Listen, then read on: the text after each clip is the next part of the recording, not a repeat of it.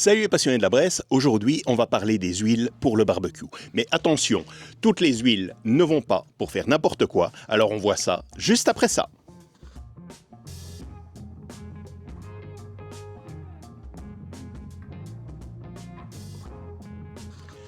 Alors comme je vous l'ai dit, les huiles jouent un rôle essentiel dans le barbecue, que ça soit pour améliorer la conductibilité thermique des aliments ou tout simplement pour apporter des arômes. Alors on va commencer par la base. Il faut savoir que toutes les huiles ont une température de fumée. Qu'est-ce que c'est que la température de fumée? C'est la température à partir de laquelle l'huile va commencer à fumer et donc à se détériorer. Et elle devient limite toxique. La plus connue, ça reste toujours de toute façon l'huile d'olive, mais il faut savoir qu'elle a un début de point de fumée aux environs des 190 degrés. Donc c'est quand même assez bas. On l'évite d'office pour le searing et donc on fera des cuissons plus légères. Donc si on l'utilise en marinade ou en badigeon, on limite sa température. Et donc on va toujours essayer de se placer en indirect quand on a utilisé de l'huile d'olive. Alors après, on a toute la gamme des huiles, j'ai envie de dire, plus parfumées, qui, elles, vont passer les 200 degrés. Elles seront plutôt aux environs des 210, 220, 230 degrés. Donc là, on peut se permettre des grillades un peu plus prononcées. Et donc là, on va retrouver l'huile de sésame, très connue dans la cuisine asiatique, l'huile de pépins de raisin, que j'utilise régulièrement, et alors l'huile de canola, l'huile d'arachide. Toutes ces huiles-là, on va tabler sur un point de fumée d'environ 210, 215, 230 degrés. Donc vous voyez déjà la différence par rapport à une huile d'olive. Et alors la plus délicate de toutes, mais qui est quand même très courante dans l'utilisation des huiles au barbecue, c'est l'huile de lin. Alors l'huile de lin, 110 degrés de point de fumée. Et donc clairement, on l'évite pour les grillades ou alors totalement en indirect, vraiment pour du low and slow. Maintenant, on va voir qu'elle a un gros avantage par rapport aux autres. Vous me direz comment les utiliser. Moi, en cette saison, j'adore les utiliser en marinade. Mais bien sûr, je vais toujours adapter ma cuisson en fonction de l'huile que j'ai choisie. Et donc, je vais toujours privilégier des cuissons plutôt indirectes que des cuissons directes. Et surtout, vous n'hésitez pas soit à travailler l'huile directement avec des herbes fraîches, ou alors vous pouvez les aromatiser. Et donc là, c'est très intéressant de pouvoir faire des infusions d'huile en fonction des saveurs que vous voulez rechercher. Deuxième utilisation, le badigeon. Technique très intéressante parce que ça va vous permettre de saisir d'abord votre viande sans avoir appliqué d'huile. Donc là, pas de risque de brûler votre huile. Vous faites votre saisie et puis après vous passez en indirect et vous venez appliquer votre badigeon régulièrement. On n'oublie pas que l'huile est un corps gras. Comme c'est un corps gras, il a tendance à bien absorber le smoke. Ou alors, tout simplement, une huile douce qu'on vient badigeonner sur nos aliments. Souvent, moi, j'aime bien faire ça sur les légumes. Hop, une petite couche d'huile de pépins de raisin, par exemple. Voilà. Et puis, on vient amener ces épices. L'avantage, c'est que le fait d'avoir mis l'huile va faire adhérer directement les épices à vos légumes, à vos aliments. Alors une chose que j'adore, c'est les huiles aromatisées. N'hésitez pas à préparer vos huiles aromatisées en début de printemps pour avoir un résultat vraiment au top.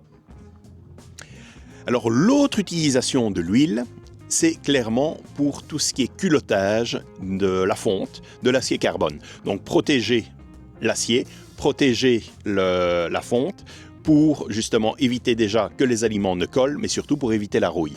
Et donc c'est là qu'entre en jeu la fameuse huile de lin. Alors, je vous ai dit tout à l'heure que l'huile de lin avait un point de fumée aux environs de 110 degrés, donc très faible et très difficilement utilisable pour la cuisson. Par contre, son avantage, comme elle a un point de fumée faible, elle a un point de polymérisation bas également. Et donc ça veut dire quoi? Ça veut dire qu'on va l'utiliser pour culotter les cocottes en fonte, culotter l'acier carbone et surtout et avant tout pour protéger vos barbecues, tels les offsets. Alors bien entendu, moi ici j'utilise de l'alimentaire pour tout ce qui est cocotte, pour tout ce qui est culottage. Par contre, pour l'extérieur d'un offset, j'utilise de l'huile de lin classique. Je vais même privilégier l'huile de lin cuite, forcément qui est moins chère que l'alimentaire, mais qui va réagir de la même manière. Alors, son point de polymérisation bas va faire quoi? Va faire qu'en fait, pour réussir un culottage, il faut que notre huile cuise. Et donc, elle doit vraiment former une pellicule. Et donc, l'avantage, c'est comme elle a un point bas, elle va vite polymériser. On fera une vidéo spécifique sur le culottage de la fonte de l'acier carbone. Mais donc, retenez qu'on va privilégier justement cette huile de lin. Alors, vous allez me dire, oui, mais attention, là, je l'ai chauffé plus haut. Et donc, est-ce que c'est pas toxique? Non, parce que justement, on n'est pas en contact avec nos aliments. Ce qu'on fait, c'est qu'on polymérise. Et donc, toute cette fumée va se dégager. Il n'y a pas d'aliments en ce moment-là. Donc, pas de danger. Mais l'huile, forcément, n'a pas que des avantages, il y a des précautions à prendre. Alors, premier point, c'est la création des flammes. C'est pour ça que je vous dis de privilégier la cuisson indirecte avec les marinades et les badigeons. Le deuxième point, c'est de contrôler vos températures pour éviter d'arriver à ce point de fumée, pour éviter la toxicité. Et le troisième point, bien faire attention au stockage de vos huiles, parce que l'huile pourrait rancir et apporter un goût vraiment pas agréable à vos barbecues. Ouais, la dernière chose que je voulais aborder avec vous, c'est le problème de la plancha et du brasero. Alors j'en vois beaucoup qui jonglent avec de l'huile sur la plancha, sur le brasero encore plus. Voilà. Et donc moi personnellement, j'ai tendance à arrêter d'utiliser l'huile sur les planchas, sur les braseros, sauf si je fais une chauffe douce. Alors ici, par exemple, plancha électrique Le Marquier, j'ai l'avantage d'avoir mes points de température. Et donc le fait d'avoir mes points de température, je sais si je risque de passer mon point de fumée ou pas. Alors sur un brasero, sur une plancha au gaz, c'est plus compliqué. Et donc là, je vous invite vraiment à utiliser un thermomètre de cuisson pour venir sonder votre surface avant de mettre votre huile, pour être sûr de ne pas passer notre température. Alors même chose, on en a parlé, la polymérisation. Donc là, on peut utiliser l'huile, on polymérise, on attend que c'est polymérisé et donc on est culotté. Et là, on check sa température pour voir si on risque de passer le point de fumée. Ou alors, mieux, c'est d'utiliser autre chose que de l'huile sur les planchas, sur les braseros. Il y a différents produits que vous pouvez utiliser.